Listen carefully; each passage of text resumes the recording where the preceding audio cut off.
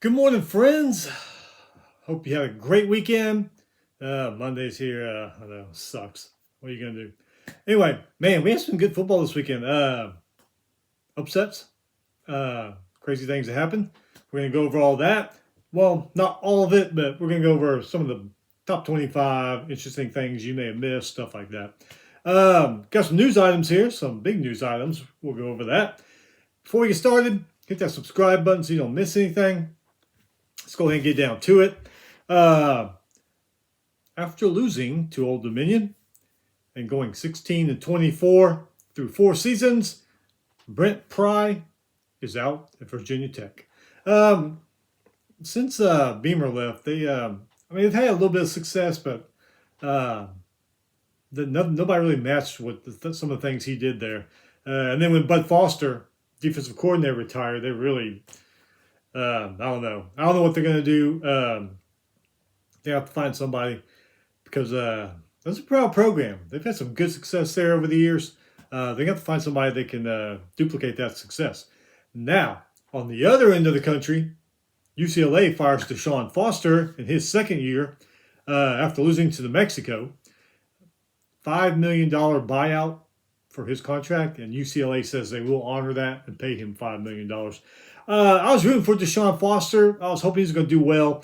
I remember watching him in the late 90s tear it up out there on the field at UCLA with, who was their quarterback? Cade McDowell, I think it was. Yeah, he was a great running back there. So whenever a former player comes back to coach at your school, I always root for him. I was rooting for Scott Frost when he came back to Nebraska. That didn't work out, and Deshaun Foster's not working out either. So they're going to find somebody, I guess, to revive UCLA football. So, Brent Pry and Deshaun Foster so far the first ones to be out this season. I'm sure that's not going to be the last. I mean, we've seen how this works. Texas A&M safety Bryce Anderson does have feeling in all of his limbs after being injured Saturday night in that Notre Dame game. He was on the field for a while. They had to cart him off. You give a thumbs up.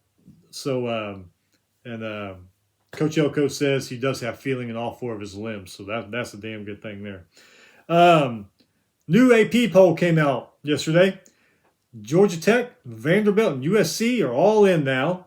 South Carolina, Clemson, and South Florida, they are all out. For some reason, Notre Dame is still ranked and they're 0-2. I'm not getting that. I'll cheer for Notre Dame, but I don't think they should be ranked right now. But I don't vote, so there you go. All right, so have you heard about this story? This is some crazy ass crap.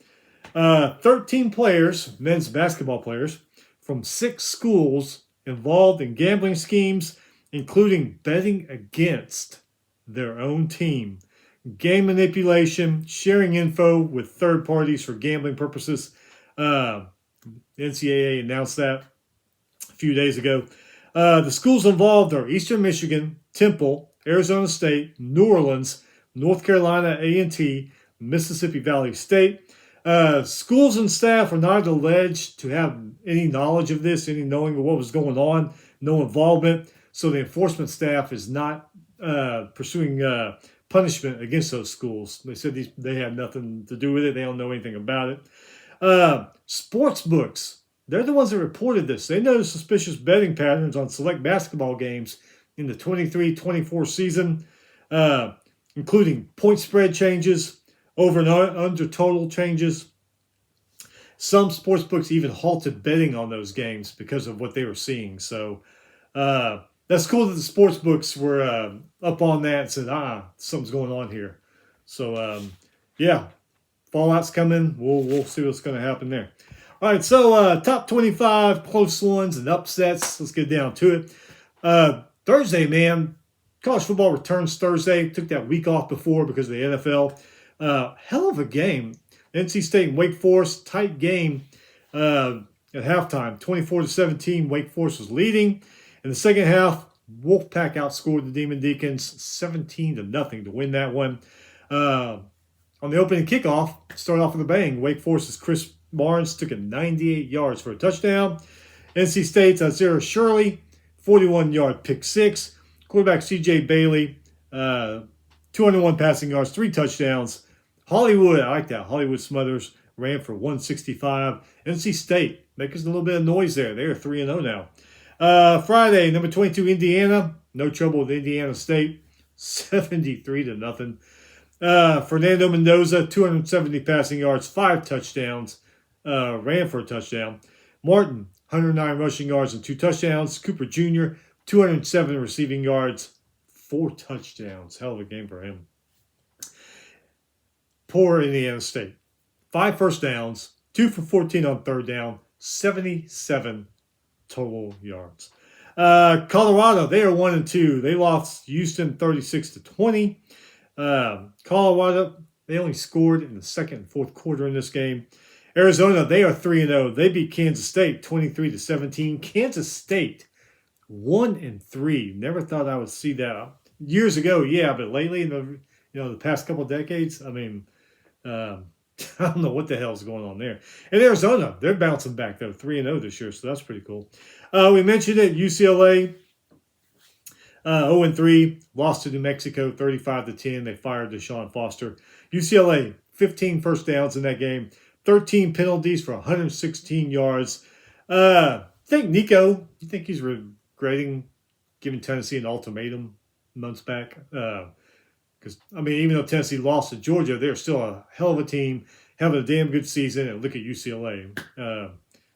Then I don't know. Maybe money's the most important thing to him. Who knows? Saturday, number 1, Ohio State beat Ohio 37-9. I really thought Ohio might give them a little bit better of a game than that, but it's 13-3 at halftime, so they were kind of hanging in there. Buckeyes outscored the Bobcats 24-6 in the second half. Julian Sayin, 347 passing yards, 3 touchdowns. Number 2, Penn State started off slow, but beat Villanova 52-6. It's only 14-0 at halftime. Number 1, another game. Number 3, LSU started slow, but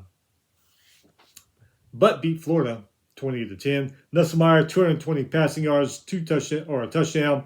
Spears, 70-yard pick 6. DJ Lagley for Florida, 5 interceptions in that game. Florida, only 79 rushing yards. Better stats in all categories. Florida had better stats in all the categories than LSU, except for rushing. That's 79 yards. Kept them from being 100%. Number 4, Oregon beat Northwestern by only 20. I figured that game would be a lot more. I kept seeing the score. I was like, really? Northwestern must be playing them pretty good. I think actually Oregon dropped in the polls too from number 4 because of that performance. But yeah, only by 20. After what they did to Oklahoma State, I figured they would do a lot like that to Northwestern. No, Northwestern, give it to them, man. Even though they lost, they hung in there. Number 18, South Florida, they were cruising, then hit a roadblock, which was number 5, Miami. Lost 49-12. Beck, 340 passing yards, 3 touchdowns, 2 interceptions. He was 23 for 28, so he had a hell of a game. Oh, he also ran for a touchdown, too. Fletcher Jr., 120 rushing yards and 2 touchdowns. Tennessee, Georgia. Man, what a game. That was a hell of a game. Georgia beat them 44-41 in overtime. Vols, though, man, the beginning of that game, it looked like Tennessee was just going to mop the field with Georgia. I mean, it's 21-7 in the first quarter. But, of course, Kirby Smart made some adjustments. They got back into it. But Tennessee's Aguilar, 371 yards, 4 touchdowns. Did throw 2 picks, but he also ran for a touchdown, so he had a hell of a game. Tennessee had 125 total rushing yards in this one. Brazil, 177 receiving yards, 3 touchdowns. Their offense had a hell of a game. They just couldn't close it out in overtime. Defense, 3 sacks, 2 tackles for loss. Georgia Stockton, 304 yards, 2 touchdowns, also ran for a touchdown. McCray, 2 rushing touchdowns. Kicker Woodring, 12 points for the Dogs. So you could say he helped win that game for them. Or at least get them to overtime. UT, Tennessee, more passing yards. Georgia did have more rushing yards. Tennessee did have 5 more penalties and 10 less minutes in time of possession than Georgia did. But still, hell of a game. Both these teams have got great seasons, you can tell. Number 7, Texas beat UTEP 27-10. Manning, 10 straight incomplete passes in the second quarter. Didn't see the game. From what I've read, crowd was booing him. So, man, this was a hell of a game. being an Aggie fan, is a nail biter, but A&M beat number 8 Notre Dame 41-40. Back and forth all night. One would score, the other one would come back and answer. It was just incredible. Game went down to the last seconds. Reed, 11-yard touchdown pass to, can I say his name right? Bo Kirkler? Is that how you say it? Bo Kirkler? With 13 seconds left. We mentioned safety Bryce Anderson taking off on the stretcher, but he does have movement in all the limbs, so that's a good thing. Aggies had 13 penalties. They're going to need to clean that up before they start hitting the meat of their schedule. I mean, Notre Dame's a hell of a team, but you got some tougher games coming up, and y'all need to get that crap cleaned up. Number 9, Illinois, no problem in Western Michigan, 38-0. It was 10-0 at halftime, believe it or not. And then second half, Illinois scored 28. Altamar, 2 touchdown passes and ran for 1. Lenora Sellers, man, I wanted to watch this guy this year, see how he does. Knocked out of the Vanderbilt game. Vanderbilt beats number 11 South Carolina 31-7. Vanderbilt's Pavia, 18 for 25, 177 yards, 2 touchdowns. Another great game I watched. Georgia Tech, man, 3-0 now, beat number 12 Clemson on a 55-yard field goal as time expired. Clemson is now 1-2, which is kind of crazy when you think about it. Number 13, Oklahoma, went up to Philadelphia. No issues with Temple, 42-3. Blaylock, 100 rushing yards, 2 touchdowns. Defense had 4 sacks, 11 tackles for loss. Sooners, 515 total yards. Temple, only 7 first downs in that game.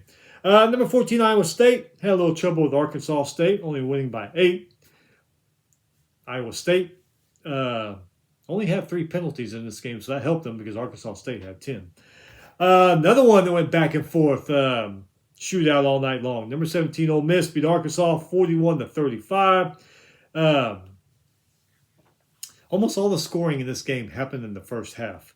31-28 at halftime. Teams came back second half. They must have taken it off because only 17 points between the two were scored in the second half. Both quarterbacks over 300 yards passing. Green for Arkansas also ran for 115. Ole Miss kicker Cornerio, 11 points in that game. 55 first downs between the two of these teams. Both of them left the game with 7 penalties. Number 19, Alabama beat Wisconsin 38-14. Do you think somewhere in America, right now, Paul Christ has a little grin on his face? I think he probably does. Number 20, Utah, no problem with Wyoming, 31-6. Wyoming's a good team. I actually thought they would be a little bit more competitive, but didn't work out that way. Oregon State, 0-3. What the hell is going on there in Corvallis? Lost to number 21, Texas Tech, 45-14. Texas Tech's Morton, 464 passing yards, 4 touchdowns. What a good day for either of the Pac-2. I mean, you'll see in a minute. Number 23, Michigan, bounces back, beats Central Michigan by 60. Underwood, 1 passing touchdown and 2 rushing touchdowns. Number 24, Auburn is 3-0, beats South Alabama 31-15. Number 25, Mizzou, beat Louisiana by 42. UL, Raging Cajuns, they are 1-2 now. That's kind of crazy because they're usually a pretty good football team. Nebraska 3-0, beat Houston Christian down the road, except they beat them up there in Lincoln 59-7, 38-0 at half. Black shirts, playing like black shirts, held Houston Christian to 67 passing yards, 93 rushing yards, 2 turnovers, 3 sacks, 8 tackles for loss. I mean, it was Houston Christian, but still. Memphis, they are 3-0, beat Troy 28-7. Troy 1-2. Troy used to be a pretty proud Sun Belt program. Kent State, man, so close. So close to having 2 wins, but lost to Buffalo 31-28. Ball State, they were almost 0-3, but pulled the game out of their butts against New Hampshire, winning 34-29. UConn, they lost to Delaware, FCS team, and Delaware's still FCS, right? I think they're thinking about moving to FBS, but anyway, UConn loses to them in overtime, 44-41. Rutgers, they are 3-0. They beat Michael Vick's Norfolk State, 60-10. Michigan State, they are 3-0. Beat Youngstown State, 41-24. Washington State, we just talked about the Pac-2. 2-1 now. losing to North Texas by 49. Did not see that coming. North Texas 3-0, so they're a pretty good football team. Messamaker, 211 passing yards, 4 touchdowns. Bex ran for 2 touchdowns. Defense, North Texas defense, 5 turnovers, 3 sacks, 7 tackles for loss, and held the Cougs to 275 total yards. Backyard brawl. West Virginia beat Pittsburgh 31-24. My cat's coming in here to see what I'm doing. Both of them are 2-1 now. UNC, they are 2-1, beat Richmond 41-6. I actually thought Richmond would put up a little more of a fight. They're a pretty good FCS team, but no dice. Mississippi State, look at them, 3-0, beat Alcorn State 63-0. After a lightning delay, USC gives Purdue their first loss of the year, beating them 33-17. Purdue only 52 rushing yards, and they turned the ball over 3 times. That's not going to beat USC. Vautech 0-3 we talked about, losing to Old Dominion 45-26. Bent Pry, he is out of there. South Miss beat Appalachian State 38-22. Both of them are 2-1. Kentucky, they are 2-1. They beat Eastern Michigan 48-23. UK's McGowan, 104 rushing yards, 3 touchdowns. Iowa bounces back. They beat UMass by 40. Louisiana Tech beats New Mexico State 49-14. Both of them are 2-1. Louisiana Tech's Baker, 182 passing yards, touchdown, but he also ran for 103 yards and a touchdown. So they got themselves a pretty damn good quarterback there. Tulane, 3-0, beat Duke, 34-27. Retzlaff for Tulane, 245 passing yards, no TDs, but he did run for 111 yards and 4 TDs. Hell of a game for him. Look at Navy. They're improving. They're 3-0, beat Tulsa 42-33. Meanwhile, Tulsa isn't. Utah State's 2-1. They beat Air Force, who is 1-1. Air Force, they've kind of fallen off the map the last few years. Utah State beat them 49-30. Utah State quarterback Bryson Barnes, 287 passing yards, 2 touchdowns, but he ran for 3 touchdowns. So I think he was the hero at all the parties Saturday night. Cal, 3-0, beat Minnesota 27-14. Arizona State beat Texas Tech 34-15. Both of them are 2-1. And your late game, Hawaii, man, they are making improvements. They are 3-1. Portland State, but still they won 23-3. Timmy Chang is getting them better. All right, so we'll be back later in the week, Wednesday or Thursday, to go to preview. What are we at, week 4 now? Yeah, we'll be previewing week 4. I forgot to look. I don't think there's any Tuesday night games this week. I know as you start getting into the season, you start getting Tuesday and Wednesday games. If there is, we'll review them if anything crazy happened. But yeah, Wednesday, Thursday, we'll be back in week 4. Monday sucks ass, yeah, but just stay busy, and the weekend will be here again before you know it. Meantime, stay safe. We'll see you next time.